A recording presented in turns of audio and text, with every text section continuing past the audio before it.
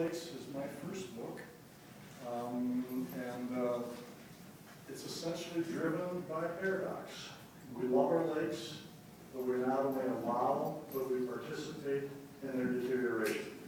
And that blew my mind, and I needed an answer, and that sent me on a lake journey, which produced the book. Now, I tell you lots of what I think are really great things about the book, but rather than doing that, I want to start first with what others have had to say about the book, and then I want to do some reading, some snippets from several of the chapters. So, here we go. Sarah Meyer, producer of Minnesota Public Radio. Darby's writing is reminiscent of Sid Olson. Editor-in-chief at Michigan State University Press, an important and thoughtful book poised to become the San County Almanac of Lakes. Paul Douglas, if you love Minnesota lakes as much as I do, then you need to run out and buy this book. Joe Covey, I most thoroughly enjoyed your book. I was senior editor for an educational publishing firm, so that evaluation does not come easily. Dr. Dan Canfield, professor of ethnology at the University of Florida. This book has the potential to change folks' behavior towards lakes because it speaks from the heart of the writer to the heart of the reader. John Magnuson, professor emeritus at ethnology at the University of Wisconsin. For Love of Lakes weaves a tapestry of history, science, values. Nelson's interplay of emotion and logic stimulates the reader to think, and that is a good thing. For Love of Lakes is poetic to the end, a wonderful read for all who enjoy natural history. Bill McKibben, environmental writer. For those of us who live in lake countries, nothing is as fine as the mist rising in the early morning, or the pickerel weed in the midday sun, or the beaver slapping at dusk.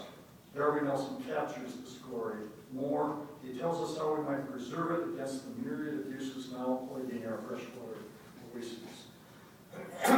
Jonathan Higgins, senior ecologist from the Nature Conservancy. Darby gracefully describes the beauty and ecology of lakes through rich personal and natural history stories. This book engagingly challenges us to consider both our relationship with nature and how our choices affect its future. Kai White, reviewer for Forward Reviews, says this: readers will encounter nature writing that rivals Annie Dillard. Tom Neersman, Star Tribune. Nelson combines lyrical prose with hard-edged science as he examines how we are loving our lakes to death. Niall Lambert, an environmental engineer, says this: if I had read this in college, I would have majored in biology. Those are warm words for a biology professor for 35 years, I'll tell you. Don Shelby, Darby is a modern-day Thoreau. Each chapter of For Love of Lakes is a new journey. Each lake he visits is both laboratory and holy place. And I have to tell you, Thoreau's ghost was leaning over my shoulder the entire writing of the book. Let me switch to a series of short little snippet quotes. These come from various chapters. Lake magic. I stand again on the shore of Rainy Lake. Its glassy surface shimmers before me. Islands, mounds of green, ships becalmed, dot the placid surface into the distance. A rose-colored mirror turns peach, then rich gold and yellow in the rising morning sun. All is silent. Earth rests. Deep feelings of joy, belonging envelop me. Boundaries melt. I seem as one with water, rock, and lily, all part of a magnificent whole. Agassiz's gift. Beaches are born of conflict, offspring of the energy of wind and waves, hurled in violence or lapped in gentle submission upon the land. The nature of the creation dependent on the depth of the water, the touch of the wind, the direction from which the waves attack, and the length of gestation. From Hastening Slowly.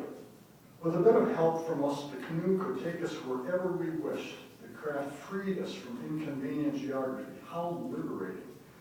I also discovered silence.